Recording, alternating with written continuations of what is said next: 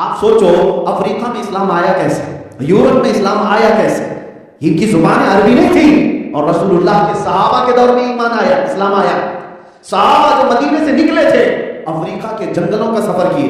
بربر قوم جو دنیا میں ظلم میں مشہور تھی, انسانوں کو کاٹ کھانے والے لوگ تھے, افریقہ میں جنگل میں رہنے والے لوگ جو کپڑے تک نہیں پہنتے, ان کے درمیان بھی صحابہ نے اسلام کی تبلیغ فرمائی. یورپ کے باشندوں میں اسلام گیا کہاں سے؟ صحابہ کی زبان سے. ہندوستان میں بھی اسلام پہلے آیا ہے تو صحابہ اکرام یہاں پر بھی آئے. ہندوستان میں زبانیں بالکل ڈیفرنٹ تھی, بہت مختلف تھی, لیکن اسلام پھیلا کیسے؟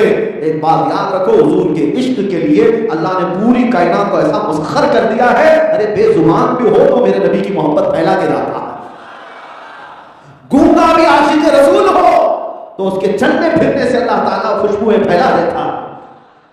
بات ہے میرے نبی کے تذکرے میں اللہ نے وہ جمال وہ کمال رکھا ہے. آج دنیا بھی ہمیں دیکھنے آتی ہے تو اسی جمال اور اسی کمال کی نسبت کا اثر ہے, باقی کچھ نہیں. ہم اپنے گھر کے قصے بیان کرنے لگے تو کون سننے والا؟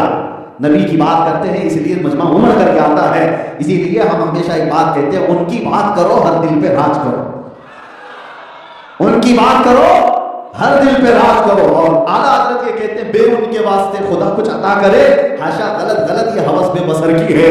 اللہ تعالیٰ کبھی ان کے بغیر کچھ عطا کرے ایسا ہوگا نہیں. اور اعلیٰ حضرت نے ذکر خدا کس کو کہا ہے؟ ذکر اللہ کیا ہے؟ اللہ اللہ اللہ, یہ ذکر ہے.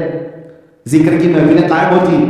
اعلیٰ حضرت کہتے ہیں کہ ذکر خدا جو ان سے جدا چاہو نجدی ہو, یعنی حضور کو چھوڑ کر کے اگر تم کہتے ہو کہ ذکر خدا یہ ہے, اللہ کا ذکر یہ ہے, اعلیٰ حضرت کہتے ہیں ذکر خدا جو ان سے جدا چاہو نجدی ہو, واللہ ذکر حق نہیں کنجی سقر کی ہے. سقر کہتے ہیں جہنم کو, کنجی چابی کو. اعلیٰ حضرت فرماتے ہیں واللہ ذکر حق ہے ہی نہیں ہے, یہ تو جہنم کی چابی ہے جو تو کہہ کر رہا ہے. ذکر خدا بھی وہی ہوگا جو ذکر مصطفیٰ کے ساتھ ہوگا. ورنہ آج ہم سفر معراج پر ابھی شروع ہی نہیں ہوئے. میں چند بات کو ذہن قریب کرنے کے لیے, اس لیے کہ ہم ہتھوڑا اسی وقت مارتے ہیں جب لوہا گرم ہو جائے.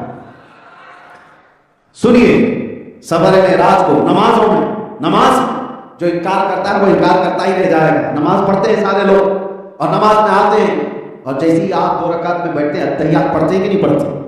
پڑھتے ہیں نا. قاعدہ آپ کے لیے, قاعدہ ضروری ہے, بغیر قاعدے کی نماز بھی نہیں, اور اس میں اتحیات واجب ہے. تو جب پڑھتے ہیں آپ تو کیا پڑھتے ہیں؟ التحیات للہ والصلوات والطیبات. ٹھیک ہے, یہ پڑھتے ہیں التحیات. پھر السلام علیک ایھا النبی ورحمۃ اللہ وبرکاتہ. پھر کیا پڑھتے ہیں؟ السلام علینا وعلی عباد اللہ الصالحین. پھر پڑھتے ہیں اشہد ان لا الہ الا اللہ وحدہ لا شریک لہ واشہد ان سیدنا محمد عبدہ ورسولہ. ٹھیک ہے, ہم اپنی طرف سے سیدنا کا استعمال کرتے ہیں. واشہد ان محمد عبدہ ورسولہ بھی پڑھا جا سکتا ہے. بہرحال 4 جملے ہیں پوری التحیات میں, اس کے بعد کا جو ہے وہ درود ہے. یہ 4 ہی جملے تو ہیں, التحیات للہ والصلوات والطیبات ایک جملہ, السلام علیک ایھا النبی ورحمۃ اللہ وبرکاتہ دوسرا جملہ, والسلام علینا وعلی عباد اللہ الصالحین تیسرا جملہ.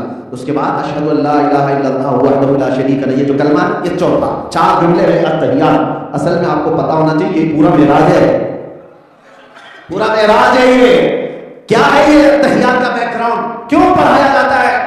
کیوں پڑھایا جاتا ہے؟ یہ قرآن کی آیتیں ہیں یا قرآن کی آیتیں نہیں؟ یہ قرآن کی آیتیں نہیں ہیں. در حقیقت بات یہ ہے کہ اللہ کے نبی صلی اللہ علیہ وسلم جب معراج کے سفر میں پہنچے, بہت لمبا سفر ہے, مسجد حرام سے مسجد اقصی, نبیوں کی امامت, پھر آسمانوں کا سفر, سدرۃ المنتہا دیکھا, عرش و کرسی, لوح و قلم, جنت و دوزخ, پھر اللہ کے قرب میں گئے. جب رب کے قریب گئے تو حضور نے کیا کہا تھا؟ ارے میاں ہم آپ کے پاس آئیں تو آپ کیا خیر مقدم کہتے ہیں, ویلکم کہتے ہیں, مرحبا مرحبا, یہ سب گریٹنگ کے الفاظ ہیں کہ نہیں؟ ایک دوسرے کو مبارکبادی دینے کے الفاظ ہیں. تو جب رسول اللہ کہے تھے میرے رب کے حضور, تو اللہ کے نبی نے اللہ کی تعریف میں یوں کہا تھا التحیات للہ والصلوات والطیبات, جس کا معنی ہوتا ہے تمام پاکیاں اللہ کے لیے, تمام رحمتیں اللہ کے لیے ہے, تمام بلندیاں اللہ کے لیے. یہ حمد ہے اللہ کی. کیا ہے یہ؟ حمد ہے. اللہ کی تعریف کس نے کی؟ رسول اللہ نے کی. اللہ کی تعریف جب رسول اللہ نے کی تو رب نے جواب میں کہا السلام علیک ایھا النبی, اے نبی تم پر سلامتی ہو. اور اتنا ہی نہیں کہا ورحمۃ اللہ وبرکاتہ, اللہ کی رحمتیں بھی ہوں اور برکتیں بھی ہوں. پہلے نبی نے اللہ کی تعریف کی تو جواب میں اللہ نے کیا کہا؟ سلامتی ہو اے نبی آپ پر. اور اتنا ہی نہیں, یہاں ختم نہیں ہوا. اب میرے نبی کا خاصہ دیکھو, میرے نبی کی رحمتیں دیکھو. اللہ نے جب رسول کو سلام کیا ہے تو حضور نے وہاں پر یہ نہیں کہا کہ اس سے بڑھ کر کے کس کو آج قسمت ملی ہے, کس کو یہ نصیبہ ملا, کسی کو نہیں. لیکن رسول اللہ نے اسی وقت فوراً عرض کیا والسلام علینا وعلی عباد اللہ الصالحین, اے مولا صرف مجھ پر نہیں میری پوری گنہگار امت پر بھی تیری سلامت ہے. علینا والسلام علینا میں رسول اللہ نے اپنی پوری گنہگار امت کو شامل کیا. وعلی عباد اللہ الصالحین, اور تیرے نیک بندوں پر بھی تیری رحمت ہو اور میری گنہگار امت پر بھی تیرا سلام ہو. اللہ, ایک کنورسیشن ہے کس رات کا, آج کی رات کا. رسول اللہ گئے اور تعریف کی پہلے اللہ کی, التحیات للہ والصلوات والطیبات, یاد رکھنا جب بھی نماز پڑھنا. اور رسول اللہ نے جب تعریف کی تو رب نے کیا کہا, السلام علیکہ ایھا النبی ورحمۃ اللہ وبرکاتہ, اے نبی آپ پر سلامتی ہو, اللہ کی رحمتیں اور برکتیں ہو. پھر رسول اللہ نے عرض کیا مولا صرف مجھ پر نہیں میری پوری گنہگار امت پر بھی سلامتی ہو اور تیرے نیک بندوں پر بھی سلامتی ہو. یہ کنورسیشن چل رہا تھا, حضور نے حمد بیان کی, رب نے سلام کیا, پھر گنہگار امتیوں پر اور نیک بندوں پر بھی رب کی سلامتی کی عرض میرے آقا نے کی. یہ جو مکالمہ چل رہا تھا سارے ملائے اعلیٰ فرشتے سن رہے تھے, سارے فرشتے سن رہے تھے. جب نبی اور خدا کی باتیں فرشتوں نے سنی تو سارے فرشتوں نے پکار کر کہا اشہد ان لا الہ الا اللہ. سارے فرشتوں نے کہا ہم گواہی دیتے ہیں کہ اللہ کے سوا کوئی معبود نہیں, اور ہم گواہی دیتے ہیں کہ محمد اللہ کے رسول اور اس کے بندے ہیں. ہے یہ پورا واقعہ معراج, اسی لیے نماز کو کہا گیا ہے مومنوں کی معراج ہے. ہر نماز میں تمہیں یاد کرو, میرے آقا نے رب سے عرض کیا تھا, رب نے سلام بھیجا تھا, پھر میرے آقا نے ہم گنہگاروں کو یاد کیا تھا, پھر فرشتوں نے گواہی دی تھی. یہ واقعہ مجھے کہنے کی ضرورت اس لیے پڑی, میں بات کیا کر رہا تھا, اعلیٰ حضرت کا بس شعر کیا, واللہ ذکر حق نہیں کچھ چیز سکر, یعنی حضور کا ذکر چھوڑ کر کے اللہ کا ذکر کرو گے تو یہ ذکر پورا کمپلیٹ نہیں ہے. یہی معراج کا واقعہ بتاتا ہے. معراج رب تعالیٰ کی عطا ہے, رب تعالیٰ کی, یہ نبی پاک صلی اللہ تعالیٰ علیہ وسلم کو خصوصی انعام ہے. لیکن اس رات اللہ نے یہ بتایا جہاں محبوب نے میری تعریف کی, اے امتیوں یاد رکھو میری سنت ہے نبی کو سلام کرنا. توجہ, جہاں رب کی تعریف نبی نے کی, اللہ نے بتایا میری سنت ہے نبی کو سلام کرنا. نبی نے اللہ کی حمد کی اور اللہ نے نبی کو سلام کیا. اسی لیے سنیوں کی محفل سلام کے بغیر کمپلیٹ نہیں ہوتی. سلام کے بغیر, ہاں جن کو درد ہے تکلیف ہے وہ رب کی سنت کو چھوڑ کر نکل جاتے ہیں. ہاں حضور پر سلام بھیجنے کا ذکر بھی کہاں سے, آج کی رات سے ہوا. آج کی رات سے اللہ تعالیٰ کی عطاؤں کا ذکر کرو, اس کے انعامات کا ذکر کرو, لیکن ساتھ میں میرے نبی پاک کا ذکر کرو, تب تمہارا ذکر کمپلیٹ ہوگا. نماز بھی کمپلیٹ نہیں ہے جب تک نبی کو سلام نہیں بھیجو گے.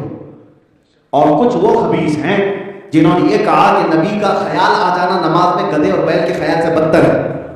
معاذ اللہ تعالیٰ, یہ کوئی چھپی ہوئی باتیں نہیں, چھپی ہوئی ہیں کتابوں میں, کتابوں میں موجود ہیں.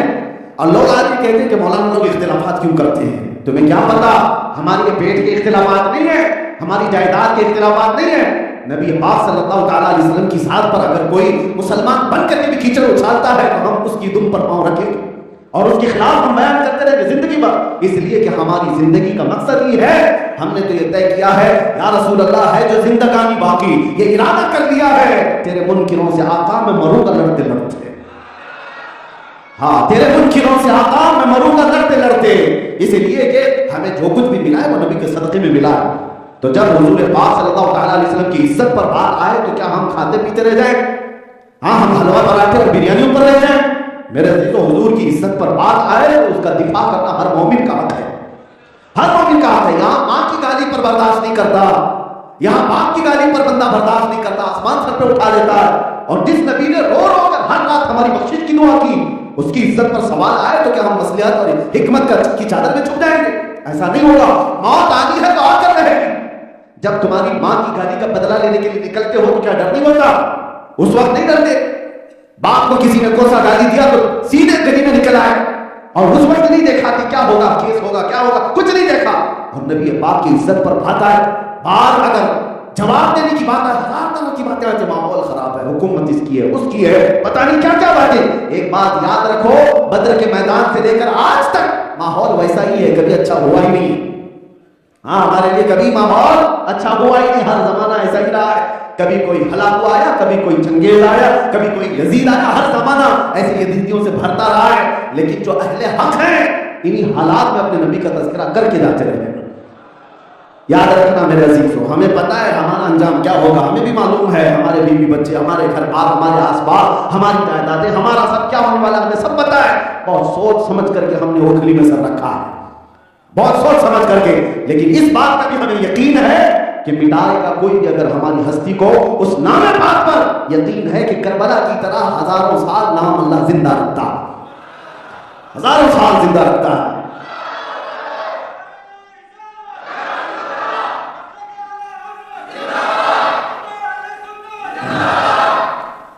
میرے عزیزوں، اس میں چون چرا اور بدلے جھانکنے کی بات نہیں ہے، لوگوں کو آج دیے میاں میں کوئی وہ نہیں ہوں، کوئی نڈر بات کرنے والا، لوگوں نے اس طرح سے سمجھا ہوگا کہ بے خوف نڈر ہو کر بات کرتے ہیں، میاں یہ ہر مومن کا حق ہے، بے خوف ہو کر کے جینا ہر مومن کا وصف ہونا چاہیے۔ بزدلوں کا یہاں کیا مقام، بزدلوں کی کیا جگہ ہے؟